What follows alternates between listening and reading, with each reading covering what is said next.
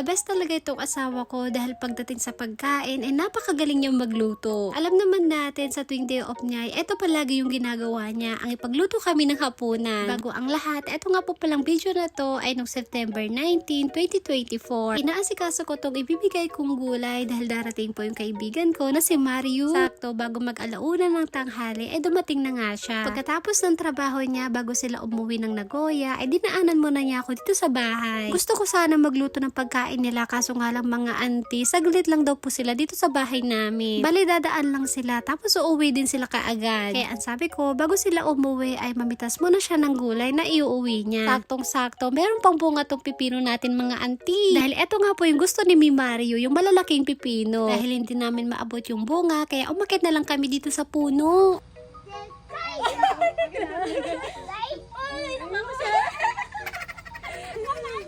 Tuwang-tuwa nga kaming dalawa nung nakuha namin yung napakalaking pipino. Sa mga hindi po nakakaalam, ako po at saka si Mario ay matagal na po magkaibigan. Naging matalik kami magkaibigan simula pa noong 2017. Si Mario yung kauna-unahan kong naging best friend dito sa Japan. Dami ito gusto ko eh. Laki. Isang oras ko nga lang po siyang makakasama dahil kailangan na rin po nilang umuwi kaagad. Napakabilis nga po dahil isang oras ko lang siyang makakasama. Sobrang saya ko dahil kahit saglit lang ay pinuntahan niya ako dito sa bahay namin. Kahit pagod siya galing trabaho ay talagang dinaanan muna niya ako. Katapos po ng isang oras nila dito sa amin ay uuwi na po sila ng Nagoya. Pang paalis sila ay bigla ako nakaramdam ng lungkot. Love you! Ingat! Sami shinata!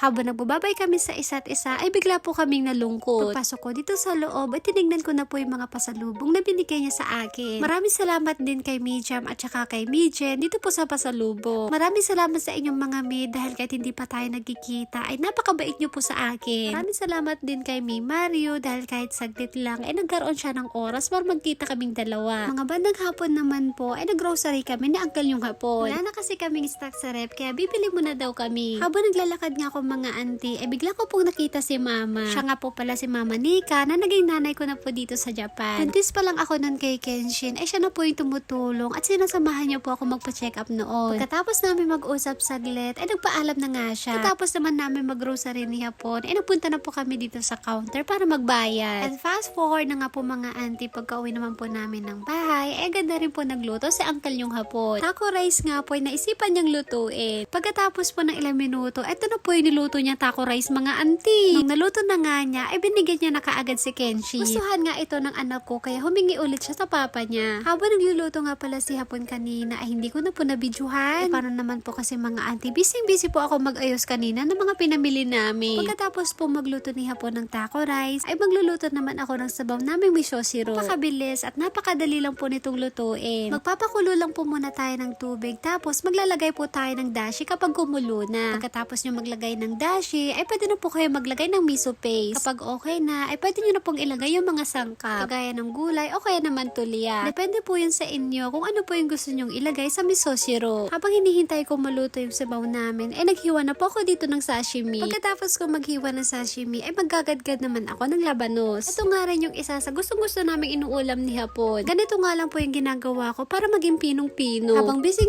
ako dito, si Kenshi naman ay merong gustong ipakita sa akin. Pinapakita nga niya sa akin yung mga drawing niya. Ito na nga po yung itsura ng labanos ko pagkatapos ko magadgad. Ito yung nga lang po yung nilalagay namin dito at saka ito pong maliliit na isda na shirasu. Pagkatapos ko dun sa labanos ay ito naman po yung sunod kong gagawin. Maghihiwa nga lang po ako dito ng tofu na gustong gusto po ni Uncle yung hapon. Pagkatapos ko mahiwa at may lagay sa lagayan ay naglagay na po ako dun sa ibabaw ng negi. Hindi ko na ito lulutuin at hilaw po namin itong kakainin. May nabasa kasi akong comment, bakit daw hindi ko to niluluto at bakit daw hilaw namin kinakain. Yung tofu nga po pala dito sa Japan ay malinis at saka hindi po mabaho. Mga hapon po ay mahilig silang kumain ng mga tofu. At ang isa pa ay napaka-healthy po nito sa katawan. Ito na nga po yung simpleng hapunan namin. Pagkatapos ko mag-asikaso at mag-prepare ay tinawag ko na rin po yung dalawang hapon ko. Minasang itadakimasu. Simple lang po itong pagkain namin, hindi bongga pero healthy. And fast forward na nga po, pagkatapos namin kumain ay naghugas na po ako dito ng mga plato. Habang naghuhugas ako dito, yung dalawang hapon ko po ay tulog na. Aga ko pong pinatulog si Kenshi Shin dahil meron po siyang pasok kinabukasan. Pagkatapos ko pong maghugas ng mga plato, ay naglinis naman ako dito sa sala. Buti na lang walang masyadong kalat, kaya konti lang po yung lilinisan natin. Mga mami, minsan tayo po yung nauunang nagigising pero tayo po yung nauhuling natutulog.